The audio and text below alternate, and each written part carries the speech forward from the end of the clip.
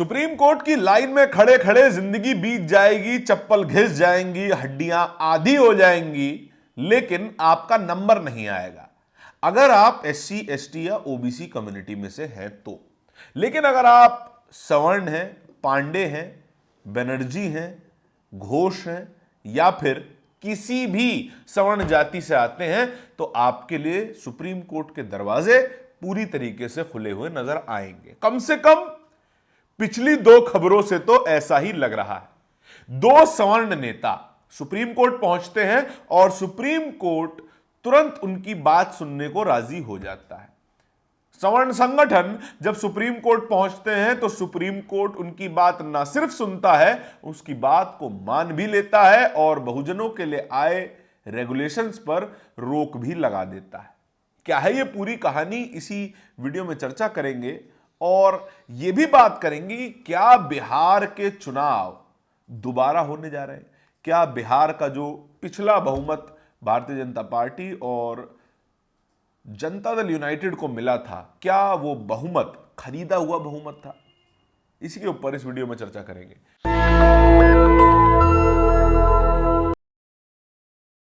बिहार के एक नेता हैं प्रशांत किशोर, पहले पॉलिटिकल मैनेजर हुआ करते थे, अब फुल टाइम नेता हो गए हैं। पार्टी शुरू की जनसुराज, कहा कि बिहार में राजनीति बदल देंगे, शिक्षा, स्वास्थ्य, रोजगार पर राजनीति करेंगे और अगली चुनाव में सरकार बनाएंगे, लेकिन शून्य पर सिमट गए। कुल 5% वोट भी नहीं मिल पाया। लेकिन अब वही प्रशांत किशोर जो कभी नरेंद्र मोदी के सलाहकार हुआ करते थे, फिर आम आदमी पार्टी के सलाहकार अरविंद केजरीवाल के सलाहकार बने, फिर ममता बनर्जी के सलाहकार बने और कभी कांग्रेस में भी एंट्री चाहने वाले प्रशांत किशोर बिहार का चुनाव बुरी तरीके से हारने के बाद अब सुप्रीम कोर्ट पहुंच रहे हैं। वो कह रहे हैं कि बिहार का जो मैंडेट है वो खरीदा हुआ मैंडेट है।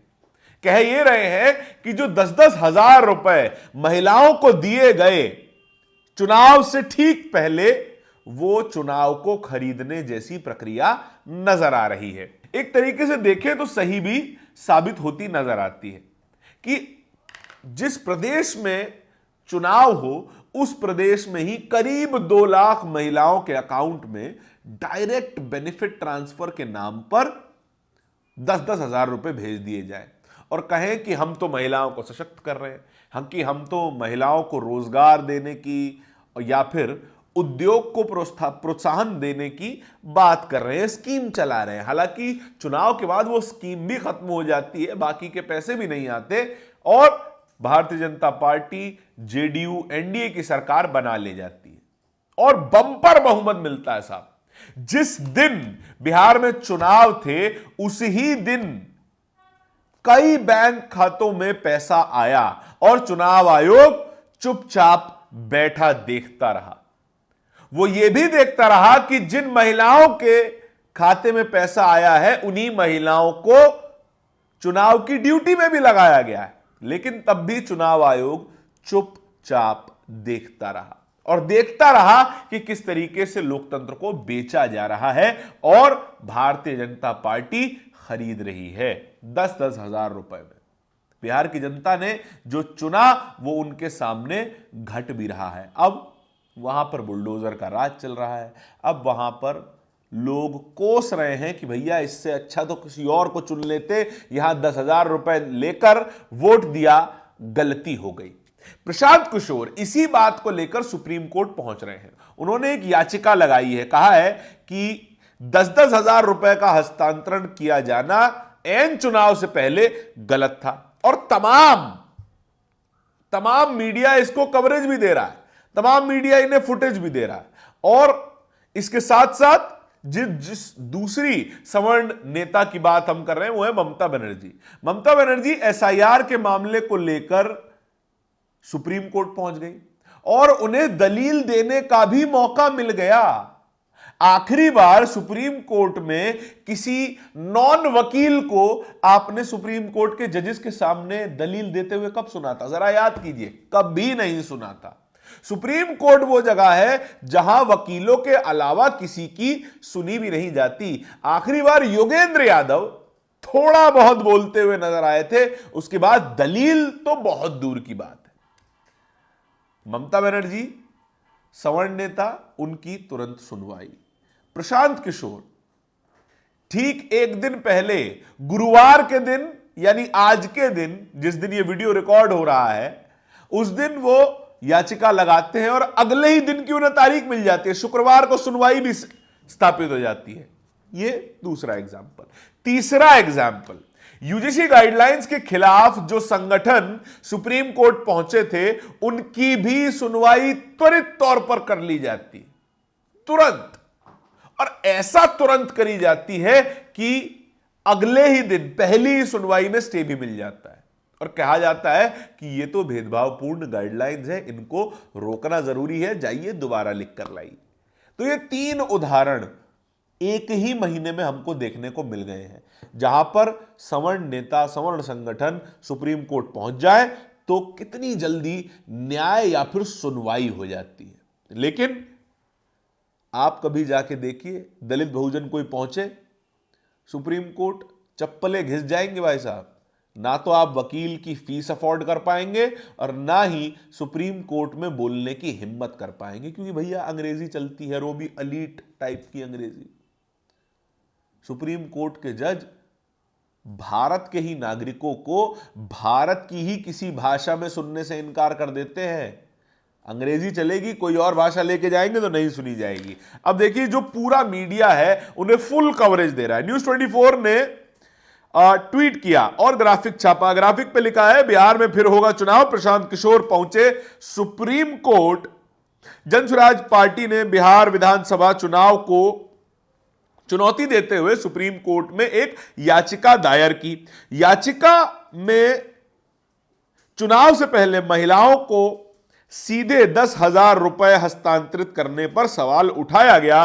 सीजेआई सूर्यकांत और जस्टिस बागची की बेंच इस मामले को कल शुक्रवार को सुनेगी।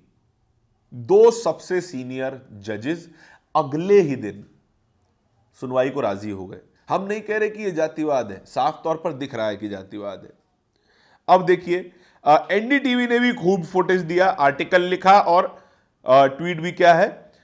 बिहार चुनाव को रद्द करवाने की मांग को लेकर जनसुराज पार्टी पहुंची सुप्रीम कोर्ट, नए सिरे से चुनाव करवाने की मांग कर रहे हैं, नए सिरे से। अब देखिए, हिंदुस्तान टाइम्स एक और बड़ा वेबसाइट जहां पर अच्छी खासी संख्या में सवर्ण पत्रकार काम करते हैं, वहां पर भी प्रशांत किशोर को अच्छा खासा फुटेज मिल रहा है। प्रशांत किशोर से Jan Suraaj move to Supreme Court seeking annulment of Bihar assembly polls. पूरी किसी तरीके से निरस्त कर दीजिए, नए सिरे से चुनाव करवाइए, और जो 10,000 रुपए वाली बात है वो कितना मानता है सुप्रीम कोर्ट, ये भी देखने वाली बात होगी। चलिए, उनकी बात तो कम से कम सुनी जा रही है, लेकिन जो बात प्रशांत किशोर कह रहे हैं, क्या वो बात सुनी जाएगी? क्या भारतीय जनता पार्टी इस मामले में गिल्टी साबित हो पाएगी कि चुनाव से ऐन पहले जो 10,000 रुपए बांटे गए वो पूरी तरीके से गलत था, आदर्श आचार संहिता का उल्लंघन था? क्या सुप्रीम कोर्ट ये बात मानेगा? और क्या नए सिरे से चुनाव करवाने के आदेश दे भी पाएगा या फिर नहीं? ये तो बार एंड बेंच भी उसी भाषा के साथ प्रशांत किशोर की यह खबर छाप रहा है। Prashant Kishor Jan Suraaj party move to Supreme Court alleging cash inducement in Bihar poles.